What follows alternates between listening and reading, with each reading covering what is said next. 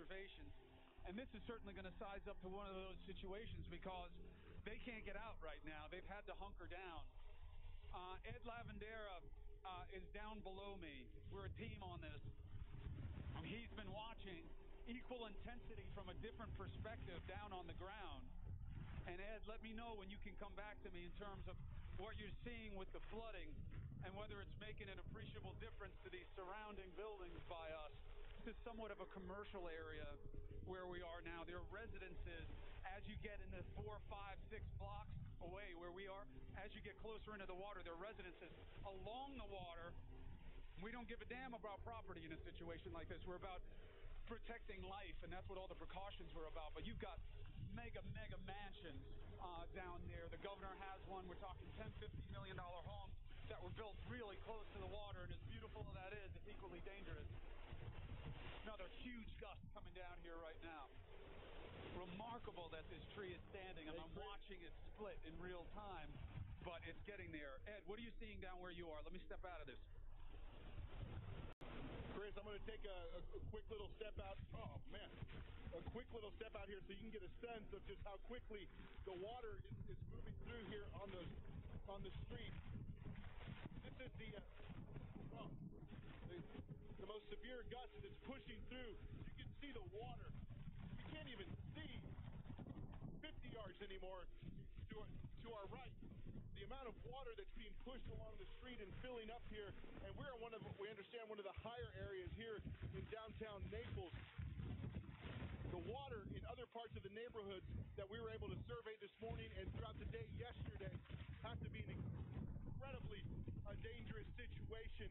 The good news, as we've reported over the last day, is that many of the people here in Naples evacuated this area. We didn't see but a handful of people out and about throughout the day yesterday. So that is a good sign, because what is left behind, as you mentioned, it's just property. And the intensity of it and the flooding in this situation. Remember, this part of Naples is surrounded by water on all sides. So it's not just the Gulf waters that are going to be of concern. It's going to be the river to the east side of town here, as well as the canals and the homes through there. All of that water getting pushed up.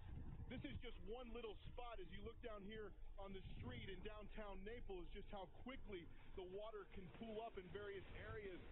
So you can imagine in some of the lower lying areas just how horrible the flooding situation is going to be. We continue to look here off to our east to make sure we're well protected here. Everything structurally, from what I can tell, seems to be holding on quite right, but I have never experienced the intensity of this kind of hurricane with the winds cutting down visibility the way it has, which obviously makes the situation even that much more disconcerting. But it is incredibly intense here as we approach and get closer to the eye of this storm, making and passing over Naples here. But it is quickly going to turn from a wind and structural story to this flooding story. Here comes another gust. I'm out. Whoa. Can you see this, Dave? All right, so now we're getting it in full effect up here, Dave. Ed, it's not slowing down anymore. So this has to be what Chad was talking about, where it just keeps coming. Just keep coming. It just looks like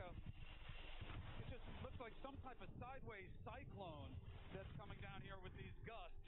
And I'll tell you, Ed, Lavandera, me, we're not going to move that easily in this storm. We're both bigger guys.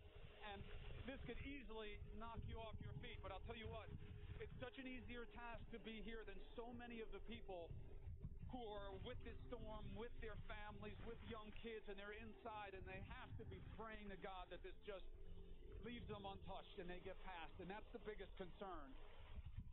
You know, for us right now, we're fine. This is a very dramatic picture, as Chad said, and it's accurate picture. It's true. But your heart has to go out to the families. You're watching this coverage. If you're not in Florida, if you are in Florida, God bless you, and we hope that everybody's okay and you're safe and you have the supplies you need. This will pass. It's going to take longer than usual, but it will pass.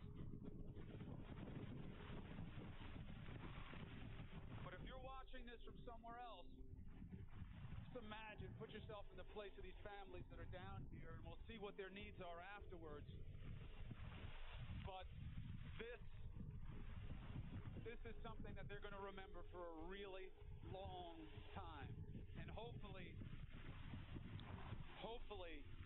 there is a measure, I hope, of gross inaccuracy in terms of what the net effect of this storm will be. I hope that it is more drama than it is impact, and that the places that have been touched from the Caribbean now up into Florida and what happens in states northwest and a little bit east of here winds up being less than we expect.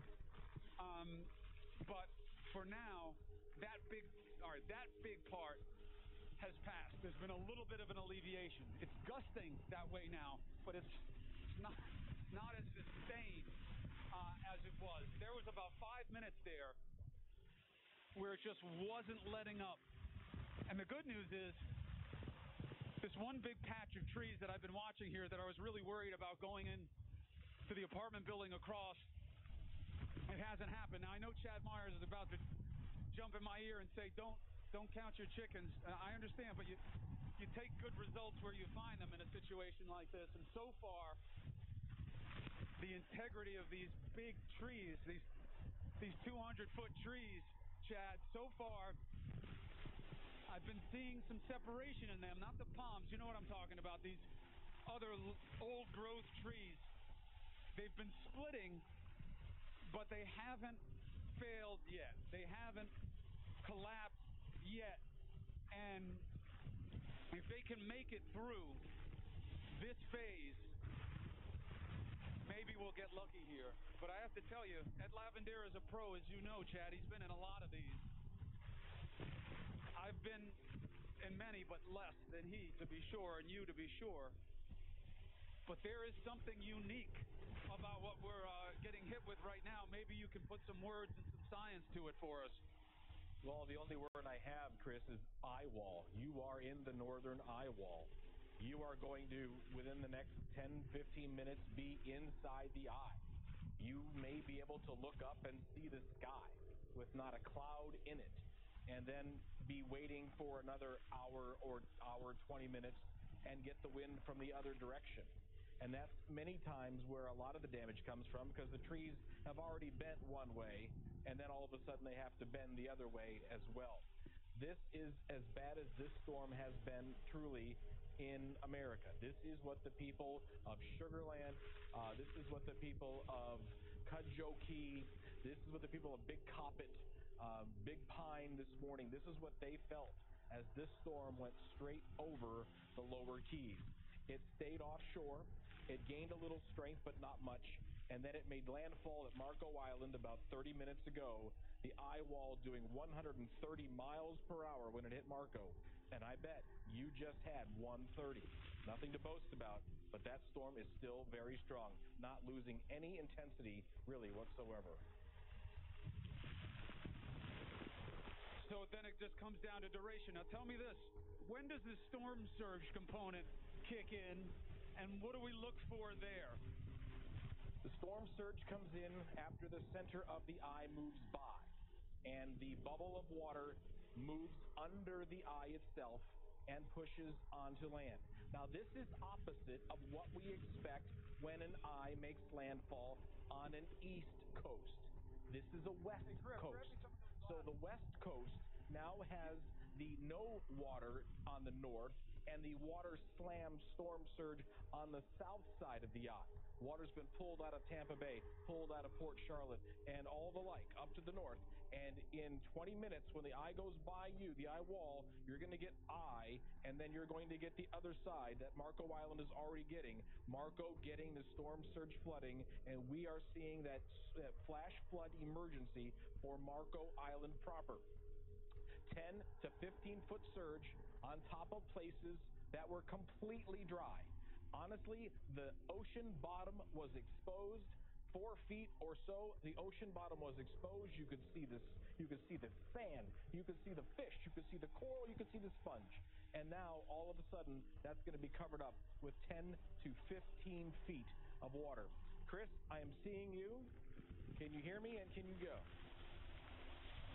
Oh, no, I have you. I was just testing out these hurricane specs that you told me not to waste the money on. You were right. So, Chad, what do we do when that storm surge comes in? What's the best way to help? What is going to be the list of immediate needs for the people there? And, you know, God willing, they can hear us. You know, we're running on battery power here. The hotel's out. All the lights are out in the surrounding area. In fact, I don't see anything lit up. They had kept the lights on here. I don't see them anymore. For people who are there and hopefully hunkered down, go ahead. What happens here on Marco and likely other islands, really city islands that are on up the coast, like Punta Gorda, that would have an awful lot of homes on canals, and many of those homes are less than 3 to 5 feet above the canal on a regular day. Now all of a sudden there will be 5 or 10 feet of water on top of their grass, and so therefore in their home. And this surge with the push of the water, the push of the wind, think of this water moving at 60 or 70 miles per hour, being pushed along by winds that are 120 miles per hour. That water will knock things down a lot quicker than the wind will knock things down. Water has so much more force.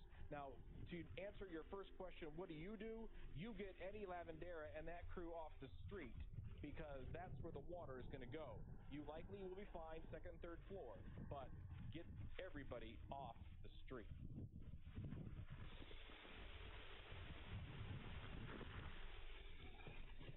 Chris, go ahead if you can hear me. Chad, can you still hear me? Yes, I can. I can see your pictures very well, Chris. So you can just start talking. I can't hear anymore. All right. Let me go to Ed Lavandera and figure out what's going on. Ed, if you can hear me, pick up the coverage for me and let me know what you're seeing. We just had a huge gust here and it blew out my IFB. I don't hear anything. So go ahead and pick it up if you can. No problem, Chris. We are down on the no problem, Chris. We're down on the street here in downtown Naples. Going to give you the continued sense of as this the eye of this hurricane gets closer and closer here to Naples. I'm kind of tucked in behind a wall here to protect us from the worst of the wind. It's just too much. There's no visibility. If we can get to look down here on the street, the number of palm trees that are just blowing down the street, and that's obviously a major concern for us, because with such little visibility, you just can't stand out here in this. There's no reason to and be able to see that flying at you. That can cause serious pain and damage. So as we stand here a little bit more than an hour, we have endured these kinds of winds, this kind of rain. We're still not quite at the eye of the storm here, which we anticipate will be coming much closer, and we will continue to monitor that. So it is a situation that is clearly deteriorating, and after more than an hour of enduring this, you really start to have to ask yourself, you know, we're in downtown Naples, and the situation here in the buildings and the structures that we're surrounded by are strong, and from everything that I can tell from our vantage point, of course, in these types of situations, you know, we'll be honest with everybody, it's limited. We do not have the ability right now to venture out into the city by any means and get a sense of how the rest of the structures are withstanding this storm. We can tell you what we see here around us. There is a outdoor concert venue here, and it has a soft tarp over it. I've been watching that for the last 30, 45 minutes. I'm actually amazed that has not come peeling apart here with these winds that we've seen. I thought for sure that would start unbuckling as it is tied down here. But what is just simply stunning is how little visibility. We're down to maybe 100 yards of visibility here, which makes this even more treacherous. And as we've approached this and endured this for more than the last hour, it really makes you wonder, in the rest of the area, homes that are not as structurally sound as the areas in the buildings that you see here around me, really makes you wonder, can the homes, can the buildings, other buildings around this part of Naples and southwest Florida, can it continue to withstand this kind of intensity for as long as it has? And there's still more to come. So that's a real question and a concern that we have here at this point. All right, Ed, I'll take it from you right now. I was a little overly optimistic in terms of the worst stuff being through. I was hoping that that's what that was before. But she's back. And it is a big that's coming through here. And again, as you are seeing down there at ground level, oof, Chad, this is the real deal coming through here. But so far, this tree line is holding. And it's so important for these surrounding structures, Chad, in terms of what they can do to things. As you know, we know what happens when these big branches blow off with this kind of energy behind them. We've been seeing it about this way now for about, 35 minutes or so. And everywhere around us, it's the same. It looks actually worse in areas that are a little bit west of us here. The trees that were there that I was using as markers before are gone. So, Chad, what are you seeing on the radar in terms of where we are from that most severe band that went over the island not too long ago? You are about 4 miles from where there is no more rainfall. So therefore, the inner part of the eye wall, 4 miles away. Now, if we do the math at 12 miles per hour, you're still in this, or maybe something slightly less than this, for another 20 minutes. So it's that duration thing you talked about. How long are people going to be in this when they're in their homes in the dark? This is a completely different animal in the daylight. When you are in your home and you hear things go bumping and you have no idea because it's dark and you have no power and you don't have air conditioning and you don't really have any communication with any of the outside world because the cell tower's already gone down, that's when it truly is going to be a very difficult night for the people from Anna Marie, Sarasota into Tampa, because they are going to live this as well. Maybe a little bit less, maybe 115, Chris, because I think you just had 130. All right, well, whatever it is, it is. But here's what I can tell you, Chad. As you know, we're all pros. We are in the cover of a hotel. The crew is good. Photojournalist is good. I'm good. Ed and I are built for this. It's not easy, but I'll tell you what, it's a hell of a lot easier for us than it is for the people that Chad was just talking about. God forbid you're with your family and you're having to live through something like this. Our hearts, our thoughts are with those people. It's a big reason that we do this coverage. We will be here just as we saw with Harvey. There's going to be need. And we know that this community will come together. We saw it before the storm. It sounds trite, but it's true. The worst of Mother Nature brings out the best in human nature, and that's going to be needed here in Florida in big, big portions. And living through this part of it makes those of us who, God willing, won't be adversely affected by it feel invested, interconnected to those who are going to be affected by it. Because, Ed, from where you are down there right now, this is going to be something where everybody's going to have to count their blessings after this one goes through. Where is it? Where you are right now? How is it down there?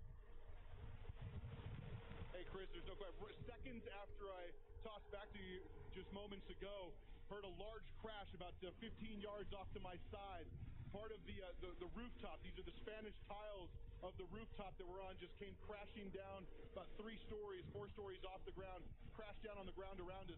This is exactly what just landed on the ground around us. So, as I was mentioning, and as while we were talking, and the fortification and the structural soundness of the buildings that we're in, that we felt really good about where we're at. Not to say that it won't endure any kind of damage, but if these shingles and these tiles are coming off the roof here on these really strong buildings, you can imagine what it must be like in the neighborhoods and the areas surrounding closest to where we are and closest to the wall of the eye of this hurricane. So a highly dangerous situation, as some of these tiles just flying off the roof, crashing down here on the ground next to us. And as we mentioned, we're protected. We're tucked away underneath an area here. And that's why you see that on camera that we're not getting blown around as much. We are simply not just going to stand out there any longer as the wall in the eye of this hurricane approaches closer to where we are. But this is it. This is just landing on the ground, and you can imagine all the other kind of debris that is flying around out there as this storm makes its way toward us, Chris. All right, bud. So we got to make it through this phase. And then we have to deal with what Chad was explaining earlier as the redistribution of the energy. When the wind comes around the other direction, brings that storm surge, then you get another phase of this. And you also get a different dynamic just in terms of the mechanics of what it does to the surrounding structures and foliage. Chad, weigh in on this if I get it wrong, but I remember it from you, which is everything that's been fighting to stay up in one way is now going to get hit at its weakest angle the other way. Correct. When the energy redistributes and the surge comes and the wind starts coming from another way. Accurate or no? Absolutely accurate. And I think the other thing to talk about is how powerful water is. And if you get a surge of 10 to 15 feet in that area, homes will be lost. The building itself will be lost. Whereas a wind event, you can hide from it. You lose shingles. You may lose some roof, a sheet of plywood from your roof, but you won't lose your home. If you get hit by this storm surge that's still to come, that's when you lose things. Officially, I said 130. National Weather Service out of Naples Airport just had 131 18 minutes ago. You were in it. 131. That's, I hope, as bad as it gets. You're now beginning to get to a slightly inner core of the storm itself, and now slightly less in wind. And in 20 minutes, it may very well be calm. Oh, from your lips to God's ears. When you take a look at the map, where are we in terms of that? Is that what you're showing everybody right now? Yes. Naples Manor, which is about 3 miles or 4 miles south of you, is already in the eye. So they're in good shape. Golden Gate, you're getting hit, honestly. This is one of the neighborhoods that's really getting slammed to your west. Probably still 131 for them. But Naples down to 115 to 110, and it is going down from here as we get you closer and closer to the eye. Now less than probably 15 minutes before you will see all the palm fronds just fall down to the ground, or just kind of limp down to the side of the tree, because the wind will go to near zero. All right, so that's what we have coming our way, and that's good to know from those who are monitoring it. We know we have a lot of people in Florida who are watching us. We're thinking about you. We hope that you took the right precautions. We hope that you're still able to follow the coverage.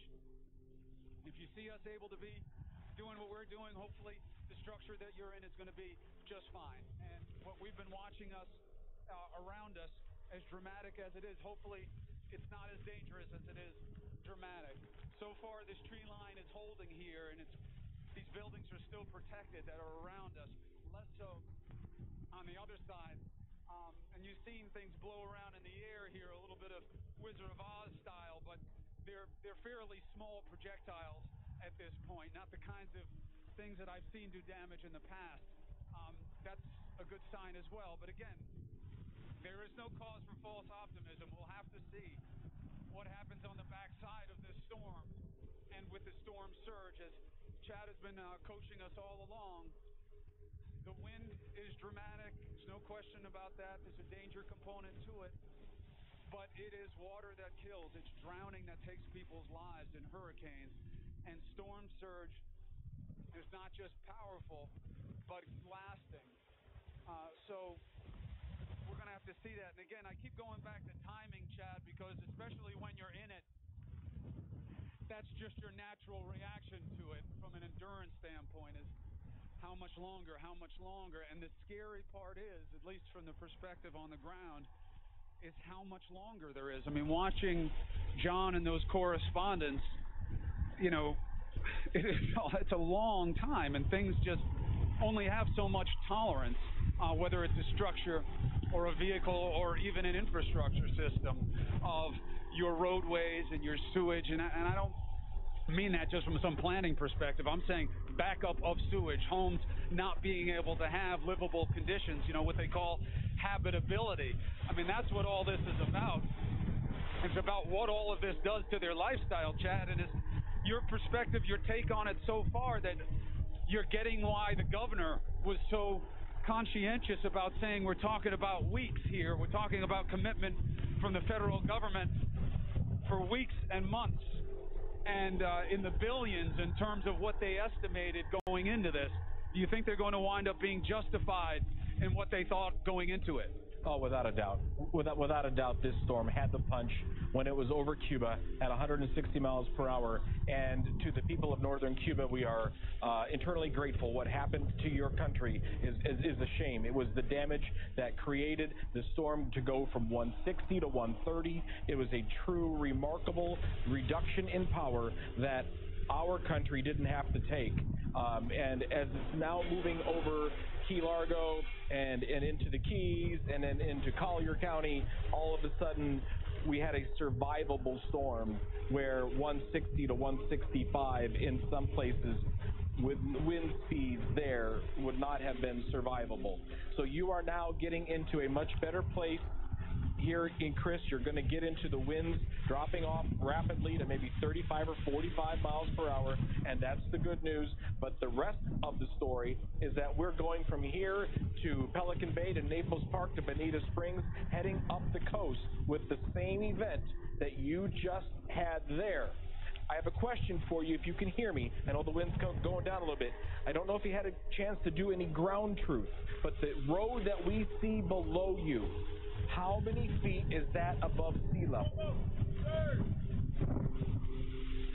All right. Hey, Chad, water's coming up this street here. I don't know if you can see it. Dave, show it to him. This just like is coming out of nowhere. All of a sudden, this street is flooded. Do you see it? Yes, absolutely. Now, do you think that this is just flooding and the sewer system letting go? No, I believe that this is the bubble of water that you're about to see as the storm surge makes its way into Marco Island and Naples, Golden Gate, Pelican Bay. This is the real deal. This is the water. Man, this came out of nowhere, Chad. Yes, it is. Yes, it did. I mean, literally, we have a foot and a half of standing water here in literally no time flat. My producer just told me to turn around. I just turned around. I saw the crane. I was going to say, good news, we see the crane again. And I turned back around, and literally, we're surrounded by water here. And I don't mean that it's not dangerous, but it's a lot of water really fast. And what does this mean? And obviously, it's deeper as you get closer, right? Sure, it'll be deeper as you get closer to the Gulf of Mexico. There's a little barrier there from the Gulf of Mexico spilling over to Naples into Marco Island, but that barrier is going to be easily breached, and the water will be right there into downtown Naples. I was just curious as to how many feet above sea level that road was. I'm not able to do that right now standing here at the weather board, but I'm thinking not 10 feet above sea level, not more than that. All right, and give me a little sense of timing again. And Chad, I apologize, but again, I just feel like so much of it is about duration and tolerance. What are we looking at? So now, as this eye goes by, give me my next time component so that the people who are in parts north get a sense of proportion in terms of, what kinds of waves they can look for. We'll take a look at the palm trees and the palm fronds barely now moving, slowing down. And in the eye itself, the skies will begin to lighten and brighten, and then all of a sudden the bubble of water that has been following along with this storm all the way through the Caribbean. We saw pictures, and if you didn't, they are amazing, in the Bahamas where the water was gone from the islands. And people were saying, I've never seen this before. How did this ever happen? Where did the water go? The water went with the hurricane. It did have that bubble of water, the surge water, that's going to come in now. And if you think a freshwater flood is bad, a saltwater flood is even worse for homes and businesses and the people that have to clean up after that saltwater flood, and that's what's on its way. The surge flood, a flash flood emergency is still in effect for Collier County. That means flash flooding is going to occur or is occurring, and it will be life-threatening. That's where we are now. I don't know, because the slow speed of the storm, only 12 miles per hour, how quickly that water will be 5 or 10 or 15 feet high, but it will be less than a half hour, Chris, I think. All right, and look, and that's good to hear, because I'm just trying to weigh different factors. All right, what's the main considerations, the windows that we're looking at is when can the first responders get out? They're going to need winds that die down, and not just during the eye, right? Because they're all sophisticated enough to know what you're telling us right now. And it just makes me wonder if we're seeing this here what is the situation for the people if they're still in homes as we get down there towards where that surge is much closer to that 10 to 15 feet that you were talking about. Control room, do we have Ed Lavandera? Is he down there? I wonder what the water is looking like for him on the ground. Do we have him, Ed? Yeah, I'm here, Chris. Can you hear me? We're adjusting the camera here a second. The winds have settled down a little bit, so that gives us a little bit of opportunity to adjust and give a little bit better perspective. That was an unreal hour and a half, I suspect, of intensity that we've seen here down on the streets of downtown Naples. Now the winds have died down enough we can kind of show you a little bit of what we experienced here. Look at all the that's to be expected, those tree limbs there. This is part of the tiles that came flying off the roof of the building that we're in there. And now we've gotten a little bit better view, and you can really start to see a little bit of the tree damage is to be expected. Soon as all of this passes through, and now it's starting to kick up again. We thought we had a little bit of a break there to give you a little bit better perspective, but that's what we're facing there. Obviously, the tree damage is going to be unbelievably extensive through Naples. That's to be expected. The damage to the rest of the infrastructure, we're not in a position to really gauge here at this point. We're just in the process of trying to withstand and endure what this hurricane is bringing here to Southwest Florida. So, but now the visibility is back, which is stunning, because now we can see several more hundred yards through the trees here that we've been providing you the live picture from, and you can see that the floodwaters and the amount of water that is collected and pocketed up in various parts of the street. That's going to be even worse on the backside of this storm as the storm surge starts coming in from the Gulf side. What you've seen there along that main street that you're on is extensive as well, and that's going to be even worse in some of the more lower lying areas. The area we're in, we picked obviously because it sat up a little bit higher here in the city, but in those parts where it's much more lower lying, and as soon as we can get to those areas in the hours ahead, be able to report a little bit more extensively and give people a better picture of what has occurred here. But the intensity of that is just unreal, and it is just unbelievable to describe what we have endured here for nearly 2 hours, Chris. All right, hey Ed, they're telling us that the eye is passing over. It doesn't feel like it, Chad. I thought the eye was supposed to be like this piece of calm where you look up and you see the sky or whatever it is. We're still getting a hit here. In fact, I want Dave to sneak out if he can now that it's not as nasty. I want to show them the storm surge. And, hey, Ed, just get in my ear real quick and tell me, how far is the hotel from the marina again? I forget from when I was walking down there this morning. Was it like 8 blocks? Just to give a sense of proportion of how much water we have here. Ed, yeah, I can hear you, Chris. There's 2 different bodies of water that we have to keep tabs on. On the west side of us, we have the Gulf of Mexico. We're probably about a good 8 blocks from that. That's that direction. If you look back over here toward the east, about a mile or so is where that marina is and where the river that comes in on the east side of Naples, and that is going to be the area of real concern because that storm surge gets pushed back in there, and then that starts kind of fanning its way out through the neighborhoods, and so that marina is about a mile away. All right, Ed, I got you. Let me get Dave out here, the PJ, our photojournalist, part of the team here, just to try and get you down this street. Big man, let's come over this way and show them down the street. Because if we're 8 blocks away, you go past me, Dave, and show them, and get down that street. So we're 8 blocks away. So, Chad, just to give you some perspective on this, all right? Here's 8 blocks away, and this is about, you look at the yellow curb here at 5th Avenue South and Park Street, and you're at about 8 inches to 10 inches of water, okay, right here. And as you can see, the buildings are fine. That part of the integrities are right. You know, you got your typical debris here from that gusting. But when you look down the street, you see that there's been breach there, at least on one side of the street. The water has gotten into the buildings, and it's got to be well over a foot or so deep, and that's still 6.5, 7 blocks from the marina. So how does that fill in the blanks for you? What that is freshwater flooding. That is the rain that came down and went into the lowest part of that city and that is all fresh water. That has no salinity content in it whatsoever, because the water that is from the salinity from the ocean, the Gulf of Mexico, has not truly arrived yet. We've been watching the quick rise from the tidal gauges in Naples. A brand new flash flood emergency for Naples just issued about 5 minutes ago, and so the water is still at the mean sea level right now, but it is quickly rising, and it will rise 10 to 15 feet.